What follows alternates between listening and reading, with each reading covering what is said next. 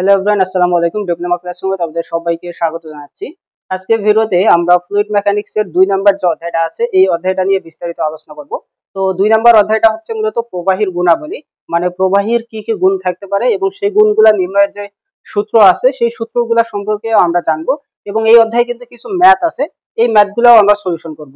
তো আজকের ভিডিওতে আমরা মূলত যে বেসিক পার্টটা আছে, মানে এই অধ্যায়ে কোন কোন সূত্র আছে, কোন গুণাবলীগুলো আমরা কিভাবে বের করতে পারি, তারপরে একটা গুরুত্বপূর্ণ কিন্তু সূত্রের প্রতিপাদন আছে, সেটা হচ্ছে কৈশিকতার কারণে যে কৈশিক উচ্চতা নির্ণয়ের একটা সূত্র।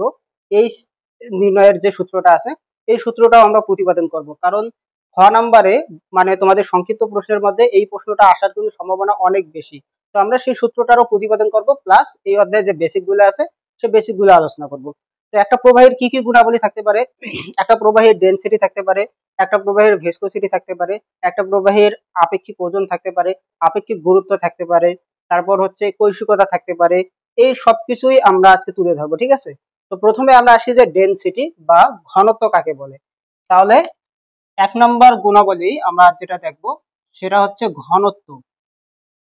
তো এই ঘনত্ব জিনিসটা কি? ঘনত্ব বা ডেনসিটি কাকে বলে? কোন প্রবাহীর একক আয়তনের ভরকে মূলত বলা হয় হচ্ছে ঘনত্ব।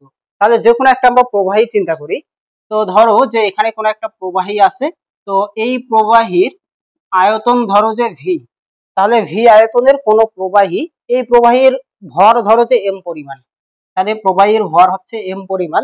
তাহলে আমরা এখানে লিখতে পারি যে ভি আয়তনের কোন প্রবাহীর ভর হচ্ছে এম। তো এখন ঘনত্বের ক্ষেত্রে আমরা কি জানি? ঘনত্ব হচ্ছে একক আয়তনের যে ভর সেটা হচ্ছে ঘনত্ব।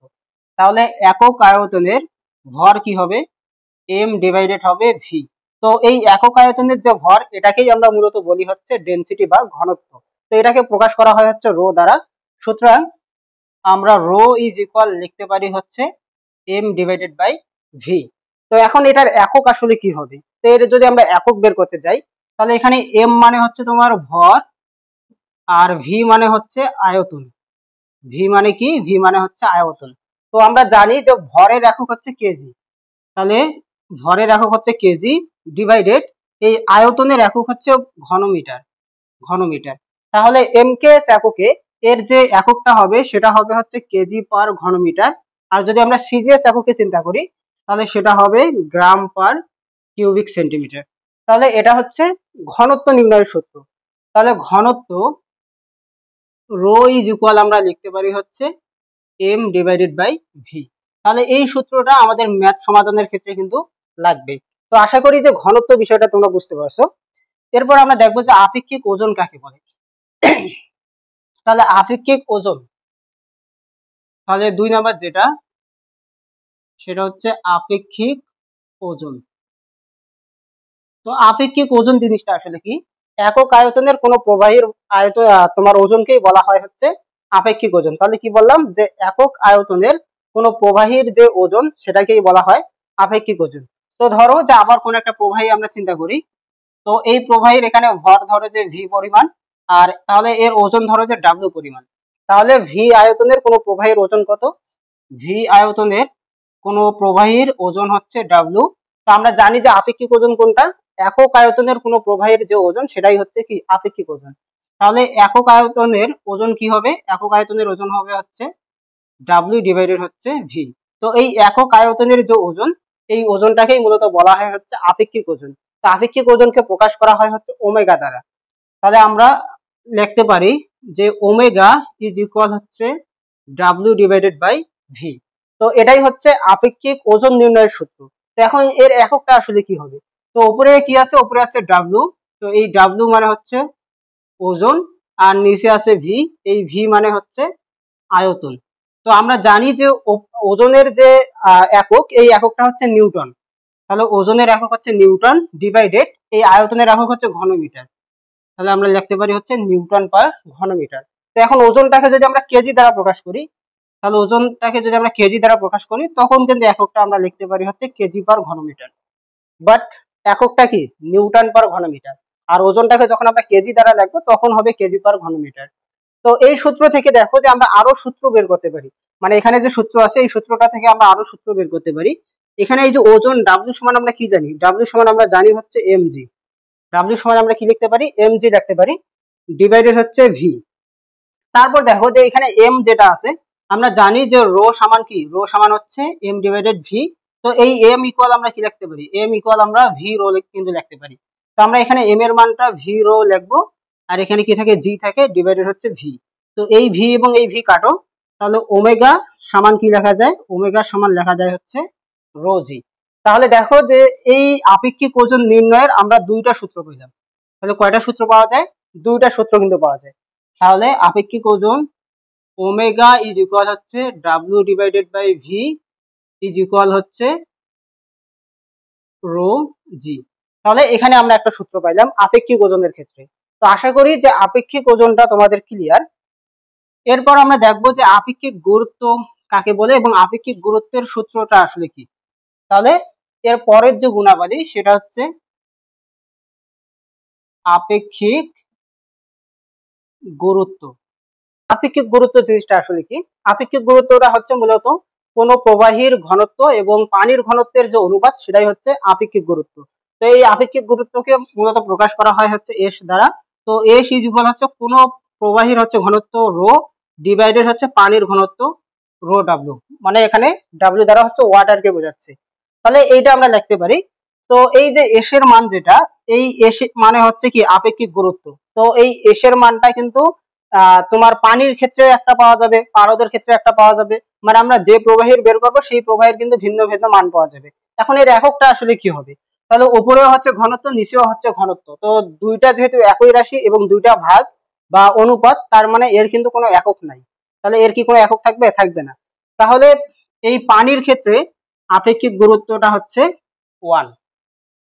তো এই যে পানির ক্ষেত্রে যে আপেক্ষিক গুরুত্ব 1, এটা কিন্তু আমাদের মনে রাখতে হবে, কারণ ম্যাথ করার সময় এটা কিন্তু আমাদের লাগবে।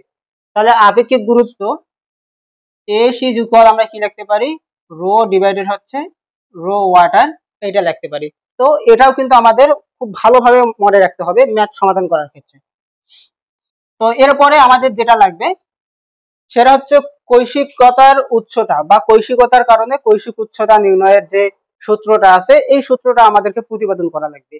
তাহলে এরপরে আমাদের যে আলোচনার বিষয় সেটা হচ্ছে মূলত কৈশিকতা। কৈশিকতা, তো এই কৈশিকতা জিনিসটা বোঝার জন্য আমাদের কিছু বেসিক আসলে বুঝতে হবে। তো আমরা যদি সেই বেসিকটা বুঝি তাহলে তখন আমরা কৈশিকতাটা বুঝতে পারবো। তো কৈশিকতা বোঝার জন্য আমাদের বোঝা দরকার হচ্ছে আসঞ্জন বল বা এডিশন ফোর্স, তারপর হচ্ছে সংশক্তি বল বা কোহেশন ফোর্স, এবং আমাদের কৈশিকতা বিষয়টা আসলে কি সেটা বুঝতে হবে। এই তিনটা বিষয় যদি আমরা বুঝতে পারি তখন কিন্তু আমরা কৈশিকতার যে উচ্চতা নির্ণয়ের সূত্রটা আছে সেটা প্রতিপাদন করতে পারবো। তো প্রথমে আসি যে কৈশিকতা জিনিসটা কি। তো আমরা যদি কোনো তরলের মধ্যে কোনো একটা নল যদি ডুবাই, তো দেখা যাবে যে ওই নলের ভেতরে পানির উচ্চতা কখনো উঠে যায়, কখনো আবার নিচে নেমে যায়। মানে আমরা যে তরলে নলটা ডুবাবো তার প্রকৃতির উপর নির্ভর করে নলের ভেতর পানি উপরে ওঠে বা নিচে নেমে যায়। কোনো তরলে পানি উপরে ওঠে, আবার কোনো তরলে কিন্তু কোনো তরলের ক্ষেত্রে কিন্তু তরলটা নিচে নেমে যায়। তো যে ধর্মের কারণে নলের ভেতরে তরল পদার্থ উপরে ওঠে কিংবা নিচে নেমে যায়, সেই ধর্মটাকেই মূলত বলা হয় হচ্ছে কৈশিকতা। তো বিষয়টা কিরকম দেখো একটু। আমরা যদি কোনো একটা বিকারে পানি নেই, তো এখানে ধরো যে পানি রাখা আছে, তো এখানে যদি আমরা কোনো একটা নল ডুবাই, তাহলে ধরো যে এখানে আমরা কোনো একটা নলকে ডুবাইলাম। তো এই নলকে ডুবানোর ফলে সেখানে কি ঘটবে দেখো, এই পানির যে ধর্ম, এই পানির ধর্মের কারণে এর ভেতরে পানিগুলা নলের কিছুটা উপরে কিন্তু উঠে যাবে। তাহলে কিছুটা উপরে উঠে যাবে, তাহলে এখানে দেখো যে পানির উচ্চতা এই পর্যন্ত, বাট নলের ভেতরে কিন্তু এই পর্যন্ত উঠে গেছে। তো এটাই হচ্ছে মূলত এইচ, মানে কৈশিকতা জনিত উচ্চতা। তাহলে এটাকে আমরা বলতে পারি হচ্ছে ক্যাপিলারি হাইট বা ক্যাপিলারি রাইস, মানে এখানে এইটুকু পর্যন্ত উপরে উঠে গেছে। বাট এখানে যদি আমরা পারদ নিতাম, মানে এখানে যদি আমরা পানি না নিয়ে পারদ নিতাম, তো তখন কিন্তু আর এই পানির উচ্চতাটা উপরে উঠতো না, তখন কিন্তু পানির উচ্চতাটা হচ্ছে নিচে নেমে যেত। তাহলে এই যে নিচে নেমে যেত, তো এই যে পারদের ক্ষেত্রে নিচে নামতেছে, আবার পানির ক্ষেত্রে উপরে উঠতেছে। তো এই যে ধর্মের কারণে এটা হচ্ছে, এটাকেই মূলত বলা হয় হচ্ছে কৈশিকতা। তো এই কৈশিকতার ক্ষেত্রে পানি যে যতটুকু উপরে উঠলো বা পারদ যতটুকু নিচে নামলো, এই এইচ এর মানটা নির্ণয়ের কিন্তু একটা সূত্র আছে। তো আমরা সেই সূত্র প্রতিপাদন করব। তার আগে এখানে আমরা দুইটা বল সম্পর্কে জানবো, যে কোন বলগুলার কারণে মূলত এই কাহিনীটা ঘটে। তো এখানে কিন্তু মূলত সংশক্তি বল এবং আসঞ্জন বল, অর্থাৎ এডিশন ফোর্স এবং কোহেশন ফোর্সের কারণে কিন্তু পানির উচ্চতাটা উপরে ওঠে বা নিচে নামে, কারণ এই দুটো ফোর্সের কারণে এখানে কিন্তু একটা পৃষ্ঠটান বল কাজ করে।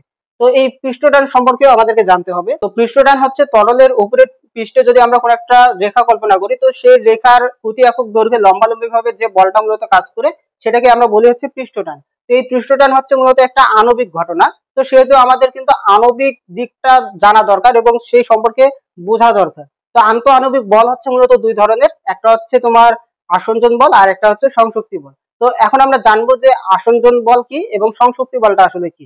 তো আসঞ্জন বলটাকে মূলত বলা হয় হচ্ছে এডিশন ফোর্স। তাহলে এটাকে বলা হয় হচ্ছে এডিশন ফোর্স বা আসঞ্জন বল। তো এই এডিশন ফোর্সটা আসলে কি? এডিশন ফোর্সটা হচ্ছে বিভিন্ন পদার্থের কণাগুলোর মধ্যে যে আকর্ষণ বল কাজ করে সেটা হচ্ছে এডিশন ফোর্স। তাহলে এই এডিশন ফোর্স হচ্ছে বিভিন্ন পদার্থের ক্ষেত্রে, তাহলে বিভিন্ন পদার্থ বলতে ভিন্ন ভিন্ন পদার্থের কণার মধ্যে যে আকর্ষণ বলটা কাজ করে সেটাই হচ্ছে এডিশন ফোর্স। আর কোহেশন ফোর্স বা সংশক্তি বলটা আসলে কি? তো এই যে কোহেশন ফোর্স বা সংশক্তি বলটা হচ্ছে মূলত একই পদার্থের বিভিন্ন কণার মধ্যে যে আকর্ষণ বলটা কাজ করে সেটা হচ্ছে কোহেশন ফোর্স। তো আমি যদি এটা একটু যদি ভালোভাবে বোঝানোর চেষ্টা করি, তো সেটা হচ্ছে এরকম। তো এখানে দেখো যে এখানে একটা কিন্তু কাঁচ নল আছে, এখানে কি আছে বলতো? কাঁচ নল আছে। আর এখানে ধরো যে পানি আছে। তো এই পানিগুলো পানির একটা কণা আরেকটা কণার সাথে যে বল দ্বারা আকর্ষিত হয় সেইটাকে বলা হয় হচ্ছে কোহেশন ফোর্স। কারণ পানির প্রতিটা কণাই হচ্ছে পানির কণা, মানে একই পদার্থের কণা। তো সেখানে যে আকর্ষণ বল সেটা হচ্ছে কোহেশন ফোর্স। আর এডিশন ফোর্স হচ্ছে মূলত এই পানির কণা এবং এই নলের যে কাঁচ আছে এই কাঁচের কণার মধ্যকার যে আকর্ষণ বলটা সেটাকে বলা হয় হচ্ছে এডিশন ফোর্স। কারণ এখানে পানির কণা একটা পদার্থের কণা আর কাঁচের ক্ষেত্রে এখানে কিন্তু আর একটা পদার্থের কণা। তো যেহেতু ভিন্ন দুইটা পদার্থের কণার মধ্যে আকর্ষণ বল, তো সেটাকে বলা হয় হচ্ছে এডিশন ফোর্স। তো আশা করি যে এডিশন ফোর্স, কোহেশন ফোর্স এবং পৃষ্ঠটান এই বিষয়টা তোমরা ক্লিয়ার, ঠিক আছে? তো এটা যদি ক্লিয়ার হয়ে থাকো তাহলে এখন আমরা কৈশিক উচ্চতা নির্ণয়ের যে সূত্র আছে এই সূত্রটা প্রতিপাদন করব। তো কৈশিক উচ্চতার যে সূত্রটা এটা প্রতিপাদন করার জন্য আমরা শুরুতে একটা চিত্র অঙ্কন করি। তাহলে এখানে ধরো যে এটা হচ্ছে পানির কোন একটা আধার। তো এর মধ্যে ধরো যে কোন একটা নল ডুবানো আছে। তাহলে এখানে কোন একটা নল দেওয়া আছে, এখানে কোন একটা নল আছে। তো এই নলের উপরে পানি একটা নির্দিষ্ট উচ্চতা পর্যন্ত উঠে গেছে। তাহলে একটা নির্দিষ্ট উচ্চতা পর্যন্ত উঠে গেছে। তো এই যে নির্দিষ্ট উচ্চতা এইটা হচ্ছে তোমার এইচ। তো এই এইচটা কি? এই এইচটা হচ্ছে এখানে মূলত কৈশিক উচ্চতা। তাহলে এখানে আমরা লিখবো প্রমাণের ক্ষেত্রে যে এখানে এইচ ইজ ইকুয়াল হচ্ছে কৈশিক উচ্চতা। তাহলে এইচ ইজ ইকুয়াল হচ্ছে কৈশিক উচ্চতা। তারপর এখানে যে নলটা আছে এই নলের একটা ব্যাস আছে না? তাহলে ধরলাম যে এই নলের ব্যাস হচ্ছে ডি। তাহলে ডি হচ্ছে কি? কৈশিক নলের ব্যাস। কৈশিক নলের ব্যাস হচ্ছে ডি। তারপর দেখো যে পৃষ্ঠটান যেটা, এই পৃষ্ঠটান দেখো যে এই বরাবর কাজ করে। তো পৃষ্ঠটানকে প্রকাশ করা হয় হচ্ছে সিগমা দ্বারা। তো এই দিকে একটা পৃষ্ঠটান কাজ করলে সিগমা, তারপর এই দিকেও কিন্তু পৃষ্ঠটান কাজ করে। তাহলে পৃষ্ঠটান বলকে প্রকাশ করা হয় হচ্ছে সিগমা দ্বারা, ঠিক আছে? তাহলে এখানে আমরা লিখতে পারি যে সিগমা ইজ ইকুয়াল হচ্ছে পৃষ্ঠটান। বাট এই পৃষ্ঠটানটা আসলে কোথায় কাজ করতেছে? মানে আমরা যে সিগমাটা দিলাম এই সিগমাটা হচ্ছে পানির যে এখানে যে যে পরিধিটা আছে, মানে এখানে যে কৈশিক নলের যে পরিধিটা আছে এই পরিধির প্রতি একক দৈর্ঘ্যে হচ্ছে মূলত এই সিগমা পরিমাণ পৃষ্ঠটান কাজ করে। তাহলে সিগমাটা কি? সিগমাটা হচ্ছে পরিধির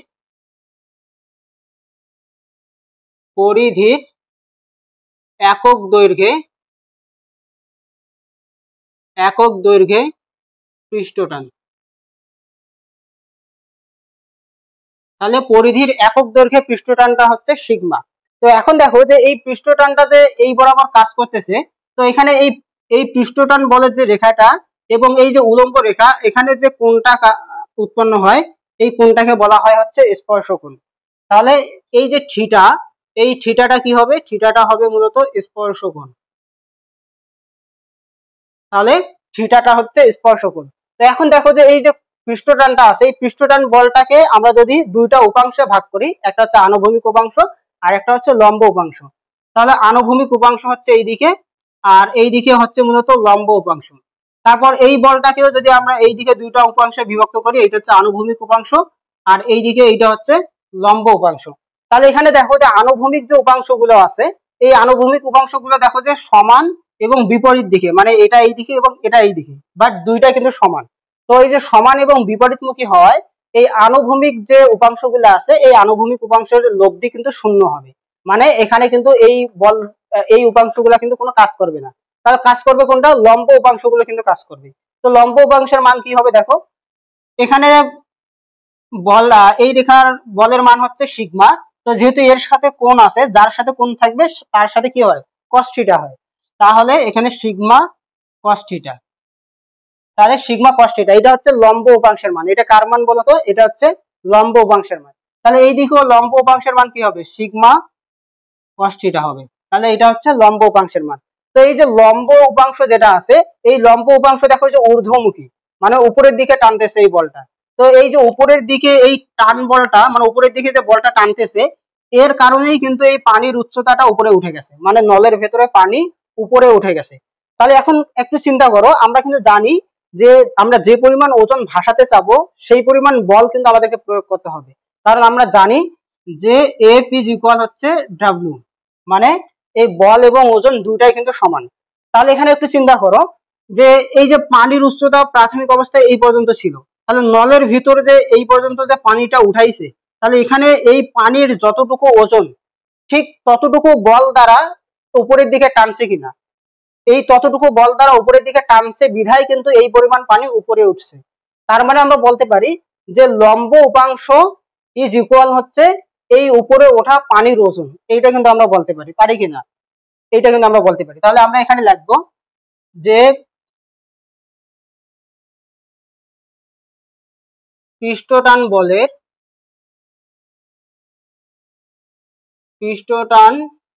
বলের লম্ব উপাংশ ইজ ইকুয়াল হচ্ছে কৈশিক নলের উপরে ওঠা পানির ওজন। তাহলে কৈশিক নলে উপরে ওঠা পানির ওজন। তাহলে এখন দেখো যে পৃষ্ঠটান বলের এই যে লম্ব উপাংশ, এই লম্ব উপাংশটা আসলে কি হবে? তো এখানে লম্ব উপাংশ কি আছে? Sigma cos theta. তাহলে লম্ব উপাংশ হচ্ছে সিগমা কস থিটা। তো এইটা যে আমরা দিলাম, এই লম্ব উপাংশটা দেখো যে এখানে কিন্তু প্রতি একক দৈর্ঘ্যে, কারণ এখানে সিগমা যেটা, এই সিগমাটা আমরা জানি যে পরিধির প্রতি একক দৈর্ঘ্যে কিন্তু এইটা, বাট এই পুরো পরিধি নিয়ে তো আমাকে চিন্তা করতে হবে, কারণ এই যে নলটা, এই নলের একটা পরিধি আছে না, কারণ নলটার পৃষ্ঠটা কি গোলাকার না, তার মানে নলের কি আছে? পরিধি আছে। আর আমরা কি করছি? এই পরিধির একক দৈর্ঘ্যে আমরা নিছি কি? সিগমা। তার মানে আমাদেরকে পুরো পরিধি অনুযায়ী নিতে হবে। তাহলে এই পুরো পরিধির দৈর্ঘ্য অনুযায়ী যদি আমরা নেই, তাহলে পরিধির দৈর্ঘ্যটা কি হবে? পরিধির দৈর্ঘ্য আমরা জানি যে হচ্ছে পাই ডি। তাহলে আমরা কি জানি? পাই ডি জানি। তার মানে এখানে গুণন হবে কি? পাই ডি গুণন হবে। তাহলে এই পাই ডি গুণ করার ফলে আমাদের যে পৃষ্ঠটান বলের যে লম্ব উপাংশটা আসলো, এটা কিন্তু পুরো পরিধিটা আসলো। আর আমরা প্রথমে যেটা নিছিলাম সেটা কিন্তু একক দৈর্ঘ্যের ক্ষেত্রে আসছিল। তো এই পুরো পরিধিটা নেওয়ার জন্যই আমরা এখানে কি করছি? পরিধিটা গুণ করে দিছি। তাহলে ইজ ইকুয়াল, তাহলে এই যে সমস্ত যে লম্ব উপাংশটা, এই লম্ব উপাংশটা উপরে টানার ফলে কিন্তু এইটুকু পানি উপরে উঠছে, তার মানে এইটা সমান এই পানির ওজনটা হবে। তো আমরা জানি পানির ওজন কি হয়? পানির ওজন হয় হচ্ছে mg। তাহলে পানির ওজন ইজ ইকুয়াল আমরা কি লিখতে পারি? mg লিখতে পারি। তো এখানে তো এই পানির কি ভরটা দেওয়া আছে? পানির ভর কি আমরা জানি? পানির ভর কিন্তু আমরা জানি না। তো তার মানে আমরা mg টা দেব না। তো mg না দিয়ে আমরা কি কি দেব দেখো, আমরা w সমান যে mg হয়, তো এখানে m সমান আমরা কি লিখতে পারি? m সমান লিখতে পারি আমরা হচ্ছে v রো, আর এখানে কি থাকে? g থাকে। তারপর এখানে দেখো যে এই যে আয়তন v, এই v সমান আমরা জানি যে ক্ষেত্রফল গুণন হচ্ছে উচ্চতা। তো এই ক্ষেত্রফলটা হচ্ছে মূলত নলের পৃষ্ঠতলের ক্ষেত্রফল, আর h হচ্ছে এই উচ্চতাটা, এই উচ্চতা হচ্ছে h। তারপর এখানে কি থাকে? রো, আর এখানে কি থাকে? g থাকে। তাহলে আমরা এখানে লিখতে পারি যে ah রো জি। তাহলে এটা আমরা লিখলাম, ঠিক আছে। আচ্ছা, পরের লাইনে আমরা কি লিখতে পারি দেখো, এখানে লেখা যায় যে রো cos থিটা গুণন হচ্ছে পাই ডি ইজ ইকুয়াল, আমরা কিন্তু একটা জিনিস জানি যে এই যে রো জি আছে, এই রো জি সমান আমরা একটা সূত্র জানছিলাম।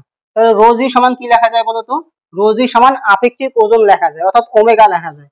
তাহলে আমরা এখানে লিখতে পারি হচ্ছে এ এইচ, আর এখানে কি লেখা যায়, ওমেগা কিন্তু লেখা যায়।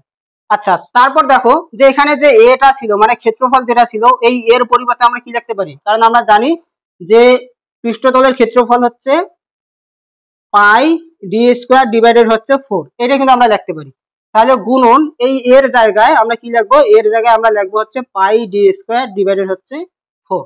তাহলে আমাদের দরকার কার মান বলতো, আমাদের দরকার হচ্ছে এই এইচ এর মান। তার মানে আমরা এইচটাকে রাখবো, বাকি সবকিছুকে এইদিকে নিয়ে আসবো। তাহলে এখন দেখো যে আমরা এইচটাকে ঠিক রাখলাম, তাহলে ইজ ইকুয়াল, তাহলে এইদিকে কি ছিল, এইদিকে ছিল হচ্ছে সিগমা cos থিটা গুণন হচ্ছে পাই ডি, তারপর হচ্ছে ডিভাইডেড, এখানে দেখো যে ওমেগাটা গুণ ছিল, তার মানে এইদিকে আসলে কি হবে, ভাগ হবে। তাহলে ওমেগাটা ভাগ হবে। তারপর দেখো যে পাই ডি স্কোয়ার, এটাও গুণ ছিল, তাহলে এইদিকে এসে কি হবে, ভাগ হবে। তাহলে গুণন পাই ডি স্কোয়ার, আর এই 4টা নিচে ছিল মানে ভাগ অবস্থায় ছিল, এইদিকে আসলে কি হবে, গুণ হবে। তাহলে এইদিকে আমরা এটা গুণ করে দিলাম। তো অতএব এইচ ইজ ইকুয়াল, এখানে আমরা কি রাখতে পারি দেখো, এখানে ডি আছে, এই ডি এবং এখানে ডি স্কোয়ারটা কাটা যাবে, তাহলে এখানে নিচে শুধু আর কি থাকতেছে, একটা ডি থাকতেছে। এই পাই এবং এই পাই কিন্তু কাটা যাবে। এখন আমরা যদি সূত্রটা একটু সাজাই, তাহলে এই যে 4, তাহলে এখানে কি হবে, 4 হবে। তারপর হচ্ছে সিগমা cos থিটা ডিভাইডেড নিচে কি হবে, নিচে হবে হচ্ছে ওমেগা ডি। তাহলে এইটাই হচ্ছে আমাদের কৈশিক উচ্চতা নির্ণয়ের সূত্র। তাহলে কৈশিক উচ্চতা নির্ণয়ের সূত্র এইচ ইজ ইকুয়াল আমরা লিখতে পারি 4 সিগমা cos থিটা ডিভাইডেড হচ্ছে ওমেগা ডি। তাহলে কৈশিকতার ক্ষেত্রে এখানে আমরা লিখতে পারি যে কৈশিক উচ্চতা, তাহলে কৈশিক উচ্চতা H is equal 4 sigma cos theta divided হচ্ছে ওমেগা ডি। তাহলে এই সূত্রের মাধ্যমে আমরা কি করতে পারবো, এই সূত্রের মাধ্যমে আমরা কৈশিক উচ্চতা নির্ণয় করতে পারবো। সো আশা করি যে তোমরা কৈশিকতা এবং কৈশিক উচ্চতা, তারপর হচ্ছে আসঞ্জন বল, সংশক্তি বল, এই বিষয়গুলো ক্লিয়ার। তো আজকের ভিডিওতে আমরা মূলত এই বেসিকটা নিয়ে আলোচনা করছি। পরের ভিডিওতে আমরা এই সম্পর্কিত যে ম্যাথ গুলা আছে, এই ম্যাথ গুলা তোমাদের সমাধান করে দেবো। তো আজকের ভিডিওতে এই পর্যন্ত, দেখা হবে পরবর্তী কোনো ভিডিওতে পরবর্তী কোনো টপিক নিয়ে। সে পর্যন্ত সবাই ভালো থাকো, সুস্থ থাকো, আল্লাহ হাফেজ।